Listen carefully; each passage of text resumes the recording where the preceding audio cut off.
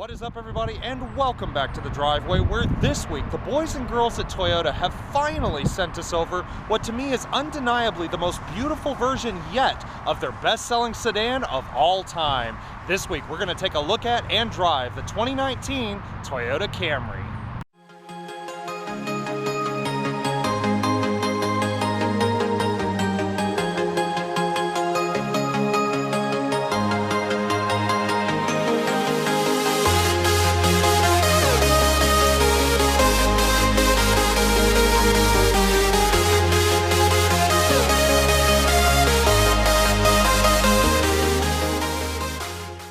Alright everybody, so let's get to it. Now first things first, before we start talking about all the cool stuff that this new Camry has, I think it's time we give this car a little bit of juice. So we'll go ahead and get on inside here real quick. This particular car I have is the XLE Hybrid, and therefore it comes with keyless access and push-button start as standard equipment. Now the key itself, it's a pretty typical Toyota key. I like the blue hybrid badging that they have here on the back, same thing with the Camry name, and it has all the pretty typical functions: lock, unlock, release the trunk, and panic, along with the accessible key blade, which just pulls out of the lower right-hand corner of the fob here. But being the fact it's keyless, all you have to do, just keep the key in the vehicle, foot on the brake, hit the button on the dashboard, and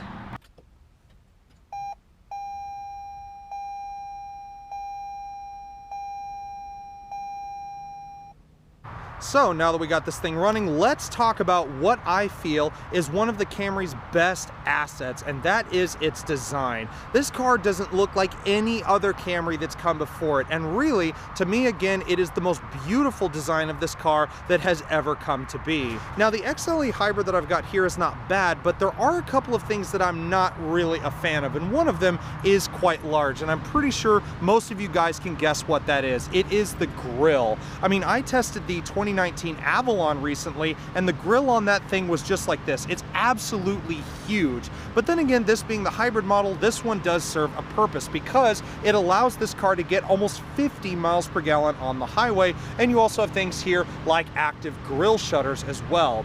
Here at the front also, we do have a couple of other nifty little features. For starters, with the full LED headlights here that my XLE Hybrid has as standard, but they've been upgraded a little bit as an additional option with the auto leveling and adjusting system. But when I say full LED, I mean it. The high beams, the low beams, the daytime running lights here, which are automatic, and the turn signals are all comprised of LED. You do have things such as the sort of split wing looking grille up here at the top. Again, a pretty signature design cue for this new Camry design. You also do have things such as the blue Toyota badge, signifying that this is the hybrid, and you also do have one of 4 cameras which are placed around the vehicle. There's one in the front, one in each mirror, and one at the back that not only make up the 360-degree around view monitor that's in place here on my tester, but it also makes up the onboard sonar system that we'll talk about here in just a bit. A couple of other things hidden from view here, we do have sensors for things such as the pre-collision system and also the dynamic radar cruise control that's a standard part of pretty much every Toyota vehicle here for 2018 and 19, thanks to the standard Toyota Safety Sense package in place.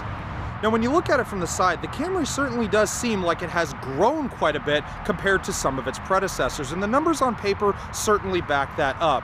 You're looking at 192.1 inches from nose to tail, and the curb weight comes in at just under 3,600 pounds. So this car is not light by any means, but it certainly does feel pretty light on its feet out on the road. And talking about being out on the road, this is by far and away one of the most comfortable cars that I've ever driven, and the wheel and tire combination and everything underneath definitely does aid in that. This XLE Hybrid trim that I have does include these 18-inch painted silver wheels as standard, and I love the way they look. They really do make it feel like the top tier trim level that this XLE Hybrid is. Underneath, we've got 12-inch disc brakes all the way around with the onboard regenerative braking system, which sends the power to the sealed nickel metal hydride battery cell located in the trunk. Underneath as well, we do have a couple of other pretty typical things for cars these days. We have a McPherson strut suspension setup in the front and an independent multi-link suspension setup in the rear. And like I said, the ride in this thing is absolutely butter smooth. I've not driven a mid-size family sedan that's this comfortable for quite some time. Now, as you go down the side of this Camry hybrid, the features that you're going to see are pretty typical when it comes to a higher end trim level like this. For example, we have body colored side view mirrors, which also have these little arrow fins on them in order to direct the wind a little bit better, which I find rather interesting. I've seen those on many Toyota products these days. You do have things such as the LED turn signals, and as I mentioned, the two cameras mounted here underneath. There's one in this mirror and there's one in the other one as well. And as we come around, one of the other standard features on this XLE hybrid is the blind spot monitoring system with rear cross traffic alert. As you continue on, there's really not much else to see. You do have things such as the keyless access, as I told you about before. You just tap the rib portion here at the front of each of the front door handles, or either one in this case, and that will lock it. You touch the back of the handle with the key fob on you, and that unlocks the vehicle. Finally, last but not least, we do have a standard power tilting and sliding sunroof here, and that is also an available option here on this XLE hybrid. Now, as you look at the back of this Camry, again, this is where I feel the design really stands out. It's just so much more curvaceous and really much more beautiful than any other Camry design that I've ever laid eyes on. Everything like these taillights here, how they just curve around and they have that beautiful little swoop to them. And here on my tester, they are full LED everything. So everything from the main lights, your reversing lights, and your turn signals, again, is full LED, just like the headlight setup up there in the front. A couple of other noteworthy things, you do have things like your standard hybrid badging. That's a Toyota thing that's been going on for an eternity, but I also love things like the Camry badging right here across the upper part of the trunk. Again, a blue hybrid badge letting you know that this is the fuel efficient model of the Camry, aside from the 4-cylinder gas models, but you also do have things such as your rear backup camera, as I mentioned many times before, and the rear half of the rear parking assist system, along with hidden sensors, as I mentioned, for that rear cross traffic alert system. Now, unfortunately, there's no dual exhaust or anything fancy like that down here at the bottom, just a singular exhaust outlet over here on the far left. Now, being that the Camry is a mid-size family sedan, you not only have to have space inside for everybody, but also a space in the rear for all of their stuff. And true to form, the Camry definitely does provide in that aspect. But there are a couple of little interesting things back here. For starters, as you can see, the trunk floor is completely flat. There's no big hump towards the back seats there, which means not only can you have the 60/40 split fold rear seats accessed by these little pull tabs here, but you can store a lot more stuff in here. You're looking at just over 15 cubic feet of space total before you fold down that second row of seats. So pretty much on par with a lot of other mid-size family sedans in the class. But also a couple of little things to note. For starters, the trunk opening itself is huge, so you could get quite something sizable in there, but I wouldn't go too big because, as you can see, these trunk hinges here don't have anywhere to hide. And although they have a nice little plastic covering on them there, they don't prevent you from crushing something that may be over here towards the side. So my advice, anything from about here to here would be fine, but don't go anything larger than that. So now that we've seen how good the outside of this Camry looks, let's talk about the area where you're going to spend the most time. And quite frankly, the test car that I've got for us today feels more like a baby Avalon than something that you would find at your local rental car agency, for example. And I mean, just starting with these seats. First off, may I just say, these seats are contoured perfectly for even a taller person like myself. Down here, it contours perfectly to my spine, and there's nothing uncomfortable about, say, around my butt and kind of the upper areas of my legs. Great leg support and everything else, and very, very comfortable. There is one downside to this test car of mine, though, in that even though these seats look as nice as they do, they are only heated up here in the front. There is no ventilated seat option, at least on my test car here, although I do know Toyota does offer that on certain Camry trims. But when it comes to talking about features, let's just talk about right here in front of the driver, because as you can see, there is quite a lot. You have a thickly rimmed 3-spoke leather trim multifunction steering wheel, carrying a very typical Toyota design. I've seen this in a lot of their cars already, including the Avalon, as I mentioned before, this Camry, and even cars like the new RAV4 all carry this steering wheel design. And in typical Toyota fashion, it has all kinds of controls up here on the upper 2 spokes. On the left, you have the aero pad over here that controls the thin film transistor display up here in your gauge cluster. You have functions for the hands-free Bluetooth system with voice recognition, hands-free radio controls that then continue over here to the lower right, as well as the functions, not only for things such as the lane departure warning with active steering assist, but also things such as the distance sensor and control pad for that dynamic radar cruise control that I was talking about earlier. Now, moving to the left of that for just a second, we do have a manual tilting and telescoping steering column here. No power controls or anything like that, even at this car's price point at almost $40,000. But that's not really a big issue. Going over to the far left of the column, you do have a couple of buttons which may be a little bit confusing at first, but once you get used to it, they're not too difficult to decipher. On the far left, we have the auto high beam assist, as I said before. So basically, it's a system when you kick your high beams on, if it senses another vehicle or another object headed at the vehicle, and it senses maybe you might blind the driver or something, it will automatically deactivate the high beams until you pass said vehicle or object, and then it will turn them back on. You also have other functions for things like your traction control, and even a button here for not only the forward-facing camera that I showed you guys earlier, but also it activates the Intelligent Clearance Sonar, the ICS, that also I talked about when I was up at the front of the vehicle earlier. Now, basically, it's a system that basically allows you to park a lot easier, and it provides two 360-degree displays that you can see here in this beautiful 8-inch touchscreen display. Now, the second of these, which you're looking at right now, is a little bit more of a drawn-out perspective. As you can see, you have a 3D representation of the car, and this is more of the top-down display. You can even play it, and it'll keep repeating the same cycle over again, or you can bring things in a little bit closer. And again, using all four of the cameras, front, sides, and rear, you can see exactly what is around your vehicle and how far away it is. As you can see, a couple of my coworkers' cars were being displayed there, and then as you can see, it suddenly zooms out, kind of like the display that we just saw just a bit ago. Now, coming back over here, these two are no-brainers. You have the trunk release and also the gas cap release, and come on, Toyota, a couple of blank buttons, not too sure what those are doing there, but just underneath that, you also have a nice little coin drawer as a nice little added extra. All right, so now let's move over here to the center stack, because again, this is where I feel this lesser equipped Camry, or sort of lesser luxurious Camry, still benefits over its bigger, more luxurious sibling, the Avalon, in terms of usability and the way everything is laid out. For starters, I love the dash, how it sort of has this angular piece over here on the right, integrating part of the passenger side dash trim, and then you have this flowing curvaceous piece that not only undercuts all of the controls, including the 8-inch touchscreen display in your climate controls, but also connects with the far right hand side of the center console here. I just really think that Toyota's putting some real thinking into the design of things like this center stack.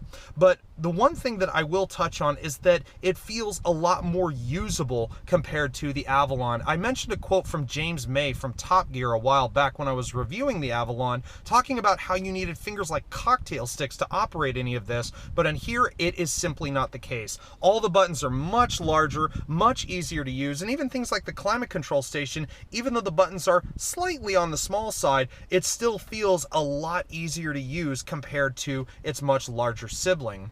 Now, moving on to this 8-inch display, the display itself and the Entune 3.0 app suite are all standard equipment on the XLE Hybrid. However, you have to pay an extra $1,800 in order to get not only the navigation system, which the graphics are pretty typical Toyota, and honestly, I think I've seen better nav systems in other cars, but still, it works very well all the same. And you also get the JBL 9-speaker premium audio system with Clarify music clarification and an onboard amplifier as part of that navigation package. Now, in terms of the home screen, one of the funny little features about this that I actually enjoy is when you swipe right, now you get to the main screen. You have your apps, you have your Bluetooth phone, audio, set destination. This system is Apple CarPlay compatible, but is not Android Auto compatible. So unfortunately, being an Android user myself, I can't use my Android Auto here in this car. So that's a little bit of a letdown, but you can actually change the screen and display's personality, if you will. You have this thing called theme setting in here, and my personal favorite is the black and red. So now, as you can see, the screen darkens, you've got this cool red texture and everything like that. And now when you go to the home screen, or better yet, the app screen, now you can see things look a little bit different. And personally, again, I think that display looks just awesome. But now let's talk about that stereo, because this thing packs one heck of a kick. And trust me, it'll vibrate just about anything in this car when the right song is on.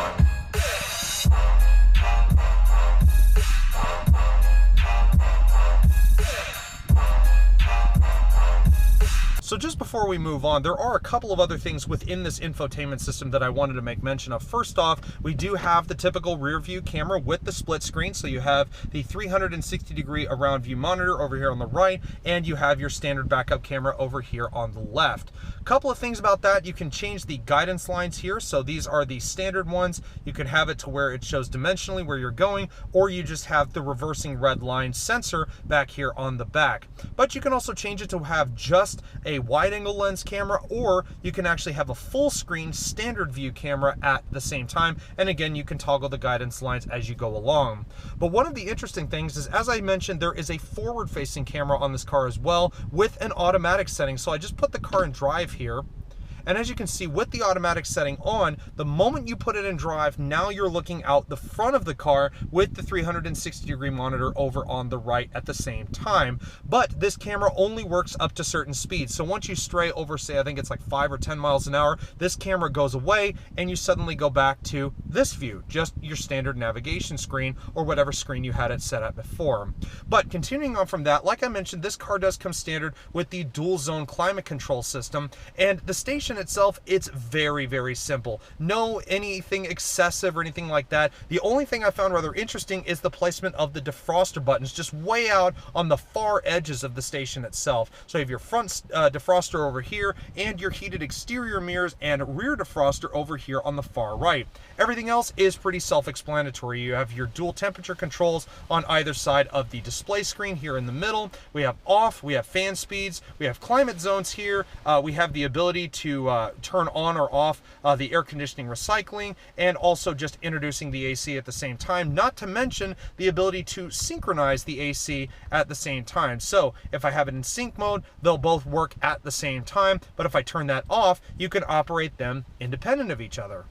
Now, unfortunately, due to how bipolar the weather is, I'm not sure how well you'll be able to see this, but moving down below the center stack here, you have one 12-volt, 120-watt outlet for things like your cigarette lighter and stuff. And then on the far left, you have one auxiliary input and one USB port. But that's not the only area where you can plug in your phone or auxiliary input. The auxiliary is only up here. However, come here to the center console, and excuse a little bit of the trash here, but we have two additional 2.1 amp additional charging ports here at the back. So you have a total of 3 here just in the front half of this center console. Beneath that, this car does come standard with a Qi wireless charging pad for smartphones compatible with such a function. And you can actually turn it on or off. As you can see by the little green light here, it is on, but you can actually turn the system off and just deactivate it altogether.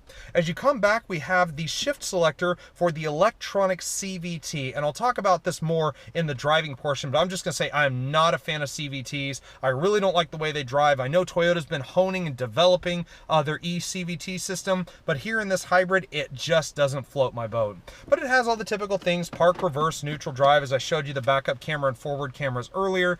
We do have a sequential shift mode with 6 simulated gears that you can actually change yourself. You push forward to go up a gear and pull back to go down a gear, but it really doesn't encourage any kind of spirited driving, even when you access the drive mode select system with these 3 buttons down here, along with a couple others at the base of it. You have eco, normal, and sport mode. And of course, they do exactly what they say. Eco kind of dumbs down the performance a bit to allow you to get greater fuel efficiency. Sport does the complete opposite, sharpening your shift timings, throttle mappings, and just the overall feel of the car just kind of sharpens up a little bit. Down below that, we have the auto brake hold. Very simple, just push the button, keep your foot on the brake, and when you come to a complete stop, you can take your foot off the brake pedal, and that will automatically hold the car in place until you put your foot on the accelerator. EV mode, pretty standard stuff. You hit that and you can run just on pure electricity until your hybrid battery runs down and the gas engine takes over. And then you have an electronic parking brake back here at the back. As I mentioned earlier, this car only has front heated seats, and the controls for that are right here. Very simplistic in their design, and they are 3-stage for both the front occupants. So now we're here in the back of this Camry, and while it's not exactly a limousine, there is still quite a lot of space back here to start with. I mean, I'm 6'1", I'm pretty tall, and even with the seat in my driving position, this is where I would have the seat when I was driving this car. As you can see, I still have actually quite a substantial amount of room between my knee and the back of the seat itself. There's really only a couple things worth mentioning about being back here. There's 2 leather-bound mat pockets, one in the back of each of the seats. There's a ventilation control for how much air comes out of these little vents for your rear occupants. But unfortunately for them, there are no USB ports or any kind of charging port located here at the back of the center console. So if your rear occupants want to charge their phones, then they're going to have to ask their front passengers to use the ones up there in the center console, or even more cumbersome, and plug them in way up there at the base of the dash. A couple of other things. Again, these rear seats are 60/40 split fold, so this car kind of behaves a little bit more like its gas-powered siblings, not so much like a typical hybrid like what a lot of people are used to. And you also have a sizable little armrest here with 2 decently sized cup holders for your beverages. Now, of course, safety is also a big concern when it comes to a family vehicle, and the Camry, like a lot of other cars, has you covered in that department. As I said, like all the other Toyota vehicles on the market these days, you do have the standard Toyota Safety Sense package in place, which comes with, but is not limited to, things like the dynamic radar cruise control with distance control, the lane departure warning with active steering assist. Other options include things such as the blind spot monitoring with rear cross traffic alert. That's standard here on my test car, but also as part of the options list, you have things like the intelligent clearance sonar that I talked about earlier, which also includes rear cross traffic braking. So if you're backing up and it senses you're going to hit something, or maybe somebody walks behind your car while you're backing up and it senses you're going to run into them, it will apply the brakes if it doesn't detect that you're going to apply the brakes beforehand. So yet another safety feature in place here, along with the usual array of airbags, including the front impact, side curtain, and side impact airbags, along with the driver's knee airbag, just to name a few. So fair to say the Camry has you covered when you get out on the road, which, speaking of which, that's where we're headed next. So up until this point, you guys have seen how this car looks and also all the cool stuff that it has, but it still begs the question, how does it drive? Well, for one, it is still one of the smoothest riding and performing vehicles that I've tested in this category. I've driven the new Honda Accord, I've driven all other kinds of mid-size family sedans out there, but still the Camry remains one of the best driving mid-size family cars that I've driven in some time.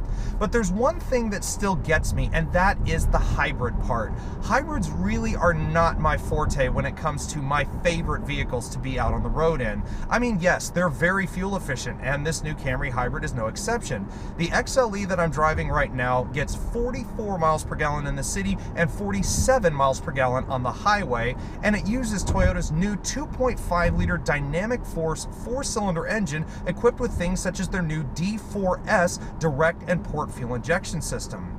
Now, one thing that's rather interesting though about this Camry's powertrain is while the SE and the XLE hybrid models use a sealed nickel metal hydride battery cell located in the trunk, the LE hybrid, which is the lowest one, actually uses a lithium ion battery cell instead of the sealed nickel metal hydride. So really interesting to know that Toyota uses 2 different types of battery systems in different trims.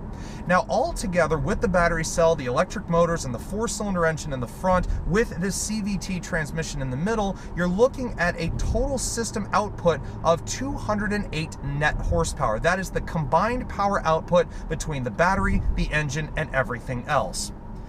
Now, when it comes to the comfort level, this is where I really feel the Camry excels, because as I was saying with these seats, for example, the back of them is curved exactly to my spinal proportions. The middle part of the seat right here, about this middle bolster, is curved perfectly with my spine, and the lower part of the seat just seems to cradle my thighs and indeed my butt perfectly fine. Now, in terms of road noise, this is another thing where I feel the Camry really excels, because although it can be a little noise intrusive into the cabin on, say, rougher road surfaces like a lot of other cars these days, driving around town in this thing, it is absolutely dead silent. And I can actually say that even the gas-powered models are very, very quiet vehicles. Before I actually got this Camry Hybrid to drive for a week, I actually went out and test drove a 2018 SE 4-cylinder because I was actually looking to buy one at the time. And I will say that even though the gas-powered sibling doesn't have the benefit of electric power alone, it is still a very, very quiet car and super comfortable. Now, in terms of acceleration, this is, again, one of the reasons why I'm not a fan of hybrids. Just listen to this.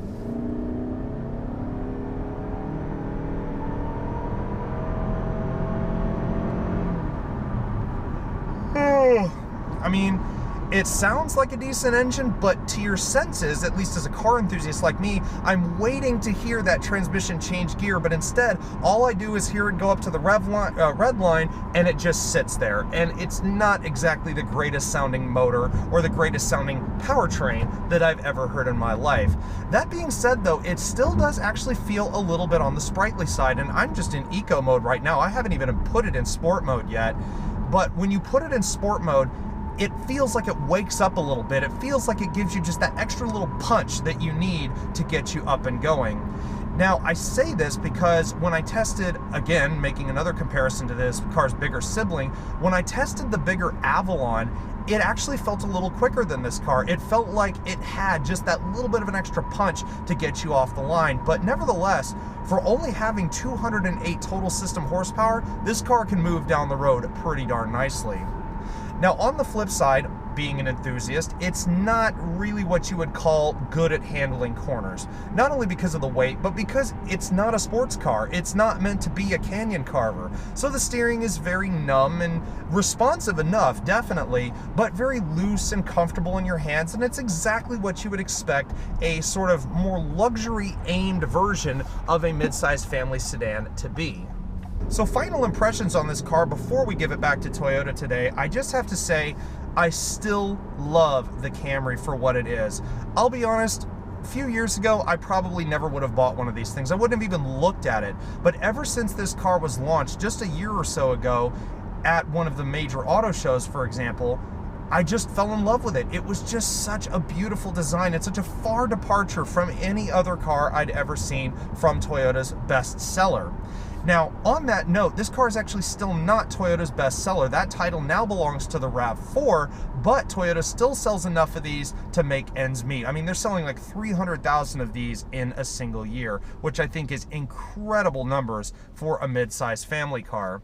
Now, of course, we have up-and-coming competition like the new Nissan Altima, which has just recently gone on sale, the new Honda Accord, the newly refreshed Hyundai Sonata, and so on, but I still see why the Camry sells as good as it does.